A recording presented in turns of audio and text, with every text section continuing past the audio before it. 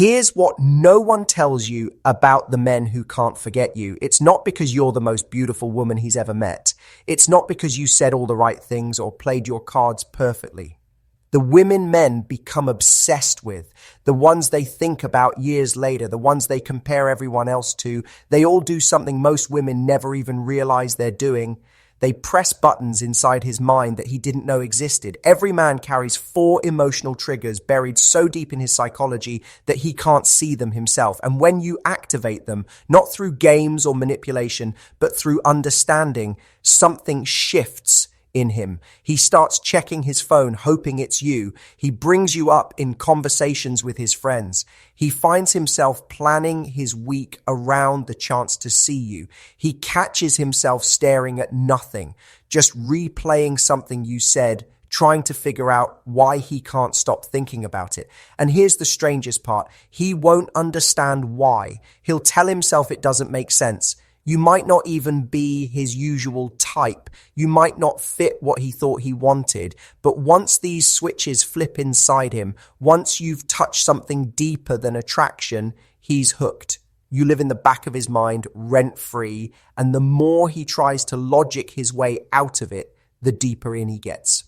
Now, before you think this sounds like some kind of trick or mind game, let me be clear. This isn't about pretending to be someone you're not. It's not about playing hard to get or withholding affection to keep him guessing. This is about understanding how men actually fall in love, not how we think they should. Because most relationship advice gets it backwards. It tells you to be more available, more accommodating, more perfect. But the truth is, men don't fall for perfect.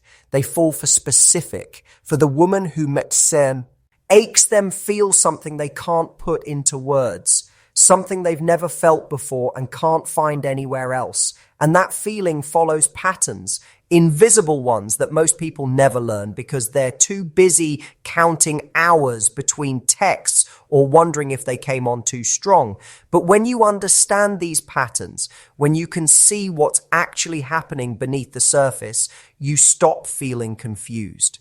You stop second guessing yourself. You start to see that attraction isn't random luck. It's rhythm. It's chemistry meeting the right emotional frequency. And the first frequency, the one that makes everything else possible, is what I call the present-absent rhythm. Most women think being present means being available, always responding quickly, always making time, always showing up with a smile and enthusiasm. And those things are nice. But that's not what keeps a man thinking about you. Real presence is something entirely different. It's being completely there when you're with him and completely gone when you're not. Think about it this way. Every man is unconsciously asking 2 questions about you from the very beginning.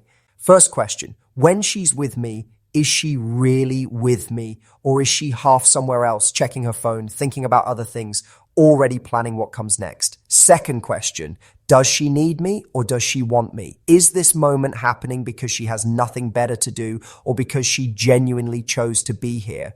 Most women get one of these right but completely miss the other. Some women are always available. They cancel plans if he's free. They text back immediately. They rearrange their entire life around his schedule. And at first, he might like it. It feels easy, comfortable. But something happens over time. He stops thinking about you when you're not around. Because why would he? You're always going to be there. There's no mystery, no longing, no space for his mind to wander back to you on its own. Your presence becomes background noise. Nice to have, but not exciting, not something he craves. Then there are women on the opposite end. They're busy, independent, always doing something. But when they're finally with him, they're still half distracted, still checking messages, still bringing up other plans or other people, and he can feel it. He feels like he's competing for your attention even when he has it, like he's just another item on your to-do list. Neither of these works because both are missing half of what creates addiction in his mind. But when you understand how to be fully present in the moment and fully independent outside of it, everything changes. When you're with him, Your phone stays in your bag. Your attention doesn't drift. You're not thinking about what you need to do later or what someone else is doing. You ask him questions that go deeper than surface small talk. You notice things, the way his voice changes when he talks about something he cares about, the little expressions that cross his face. You make him feel like in this moment, right now, he's the most interesting person in your world. But when you're not together, you're not performing availability. You're not texting him constant updates about your day. You're not checking in every few hours to make sure he's still interested. You have your own life, your own plans, your own world that doesn't need him to make it complete. And he can feel that in your energy. This combination does something powerful to his brain. It creates what psychologists call intermittent reward, but in a natural, authentic way. You're not playing games. You're not calculating how long to wait before texting back. You're simply living a full life and allowing him to be part of it, not the center of it. When you're with him, it's intense, focused, real. When you're not, he feels your absence. Not because you're ignoring him, but because your presence actually meant something. It had weight. It wasn't just filler time. And that gap between your presence and absence, that space where he can't quite reach you, that's where his mind starts working. That's where he starts thinking about you, wondering what you're doing, replaying conversations, looking forward to the next time he gets to be in your orbit. Because here's what most women don't realize. Men don't chase what they already have. They chase what feels valuable. And value isn't created through constant availability. It's created through having something worth being available for. Your own interests, your own friendships, your own purpose. When you're not sitting around waiting for him to text, when you have genuine things filling your time that make you happy, he senses it. And it makes him want to earn his place in your life, not assume it. This is the present-absent rhythm. You're not distant or cold. You're not playing hard to get. You're simply showing up fully when you're there and living fully when you're not. That natural rhythm creates a pulse, a heartbeat in the connection that keeps him coming back. Not because you're unavailable, but because being with you feels different than being with anyone else. It feels like something he doesn't want to lose. And once that feeling starts, once he associates you with that rare combination of total presence and complete independence, you become unforgettable. You're not the girl who's always there. You're the girl he's always thinking about. That's the first button, the one that turns casual interest into constant thought. The second button is what I call emotional recognition. And this one might surprise you because it has nothing to do with how much you love him or how much you do for him. Here's the truth that most women never hear. Men don't stay with the woman who loves them most. They stay with the woman who sees them most clearly. There's a massive difference between caring about someone and actually understanding them. Most women pour energy into showing affection, compliments, support, doing things for him, being there when he needs help, and all of that matters, but none of it creates the deep attachment that makes him feel like he can't lose you. What creates that is when you see past his surface and understand what's actually happening inside him, the things he doesn't say out loud, the burdens he carries quietly, the parts of himself he's not sure anyone notices. Every man walks through life performing confidence even when he's uncertain, performing strength even when he's tired, performing like he has it all figured out even when he's completely lost. And most people buy the performance. They see the mask and think that's who he is. But you, when you have this skill, you see through it. Not in a way that makes him feel exposed or judged, in a way that makes him feel understood. You notice the small things, the way his shoulders tense when someone brings up a certain topic, the shift in his voice when he's stressed but pretending he's fine, the moment his smile doesn't quite reach his eyes. And instead of pushing him to talk about it or demanding he open up, you simply acknowledge what you see. Small comments that show you're paying attention to more than his words. You seem tired today, long week. Not interrogating, just seeing. That got to you, didn't it? Not judging, just recognizing. These tiny moments of recognition reach men in places nothing else does, because most of us spend our entire lives feeling like we have to translate ourselves, like we have to explain what we're feeling, justify why we're feeling it, defend our internal experience. But when you can look at us and just know without us having to say a word, something inside us relaxes. It's the feeling of being understood without having to work for it, of being seen without having to perform. I'll give you an example. A friend of mine came home after a brutal day. Nothing dramatic, just one of those days where everything felt heavier than it should. He didn't want to talk about it, didn't want to process it out loud. He just wanted to sit in silence until the weight lifted. His girlfriend at the time kept asking what was wrong, kept trying to fix it, kept pushing him to open up and share his feelings. And every question made him shut down more, not because he didn't appreciate her caring, but because it felt like pressure, like he was failing some test by not being emotionally available on command. A few months after that relationship ended, he met someone new. Same scenario happened. Bad day, came home heavy. But this woman did something different. She looked at him for a second, walked over and said, "Rough one? That's it?" Then she sat next to him and just existed there. No pressure, no interrogation, just quiet presence. And after about 10 minutes, he started talking. Not because she demanded it, but because she made it safe to. That moment created a bond that went deeper than any conversation they'd had before, because she understood something most women don't. Men don't open up when you ask them to. They open up when they feel safe to. And safety isn't created through questions. It's created through recognition, through showing him you see what he's not saying and you're not going to punish him for it. This is emotional recognition. It's the ability to read his unspoken language, to understand that when he goes quiet, he's not shutting you out. He's processing. That when he needs space, he's not pulling away from you. He's trying to figure something out. That when he seems distant, it's not always about you. And instead of making his emotional patterns wrong, instead of requiring him to operate the way you do, you meet him where he is. You respect his rhythm. You give him room to be human without having to explain or justify every feeling. When you do this, when you see him clearly and accept what you see, he starts to trust you in a way he doesn't trust most people. You become the person he doesn't have to perform for. The one place he can let the mask slip without it being used against him. And once a man finds that with you, once he realizes you understand him without him having to constantly explain himself, he attaches to you on a level that goes beyond attraction. You become necessary, not in a needy way, in a you offer something I can't find anywhere else way. Because most people in his life will care about him, but you'll be the one who actually gets him. That difference is everything. It transforms surface connection into deep attachment, the kind that doesn't fade when the excitement wears off, the kind that makes him think about you during random moments and realize how rare it is to feel this understood. That's the second button, the one that turns attraction into attachment. The third button is called freedom within commitment. And this is where most women accidentally push men away without realizing what they're doing.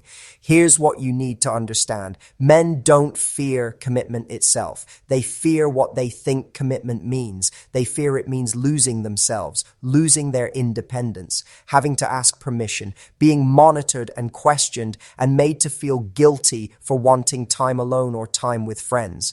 Most women, when they like a guy, start wanting more time together, more communication, more involvement in every part of his life.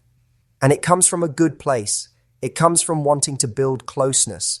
But to him, it often feels like walls closing in, like his freedom is being traded for your comfort. And the moment a man feels that, the moment he feels like being with you means giving up parts of himself, something inside him starts pulling back. Not because he doesn't care about you, because caring about you is starting to feel like losing himself. But when you understand this, when you create what I call freedom within commitment, you become the exception.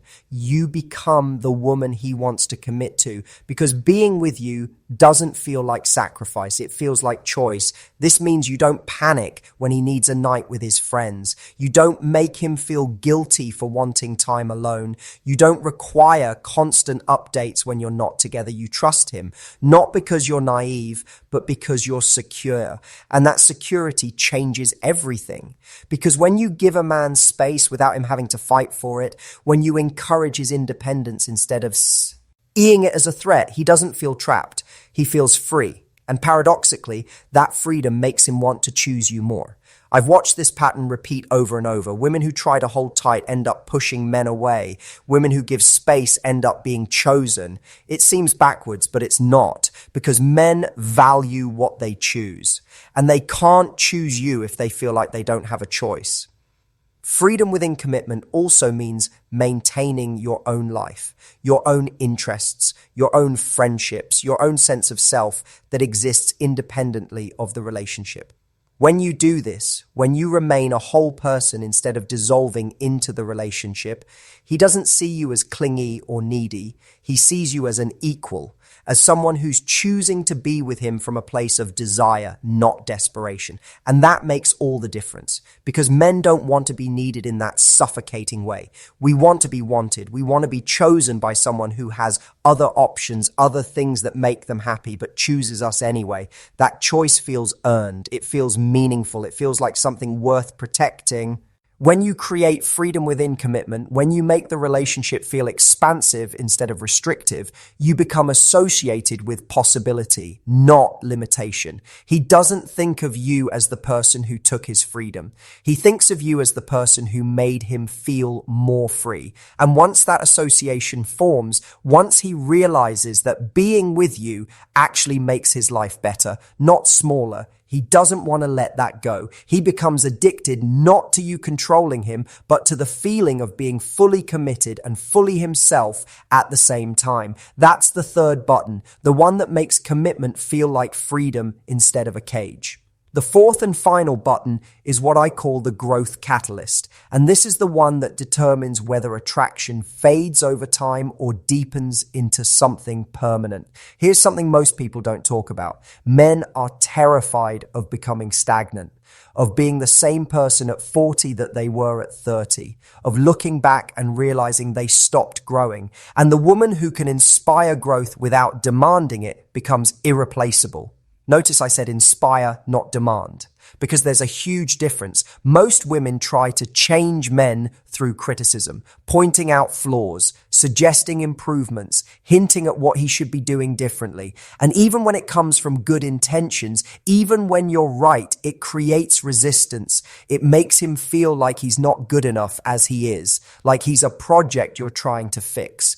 But the women who actually inspire men to grow do it completely differently. They don't focus on what's wrong. They notice what's right, and they celebrate it in a way that makes him want to be more of that. Small comments that show you see his potential. I love how you don't give up when something's hard. That's rare. The way you handled that situation was really mature. You're good at making people feel heard. I noticed that. These aren't empty compliments. They're specific observations that show you're paying attention to his character, not just his actions. And when you point out his strengths, when you reflect back the best parts of him, he starts to see himself through your eyes, and he wants to live up to that image. Not because you're pressuring him, but because you're showing him something he didn't fully see in himself. This is what it means to be a growth catalyst. You're not his mother. You're not his life coach. You're not trying to fix him or improve him. But your presence naturally raises the standard because you're growing yourself. You're reading, you're learning, you're working on your own goals, you're evolving. And that energy is contagious. When you're genuinely invested in becoming better, not for him, but for yourself, it creates a natural pull. He starts to think about his own growth, not because you told him to, but because your example makes standing still feel uncomfortable. You make him want to be the kind of man who matches your energy, who meets you at your level, who grows alongside you instead of staying where he is. This doesn't mean you're competing or keeping score. It means you're both committed to not being the same people you were last year, to pushing each other gently toward the best versions of yourselves. And when a man is with a woman who inspires that kind of growth, who makes him feel like he's constantly becoming better just by being around her, he doesn't want to lose that, because plenty of women will accept him as he is. But you're the one who sees who he's becoming, who believes in his potential even when he doubts it, who reflects back his best self and makes him want to reach for it. That's the final button, the one that creates lasting addiction, not just to who you are now, but to who you both become together. So here's what this all comes down to.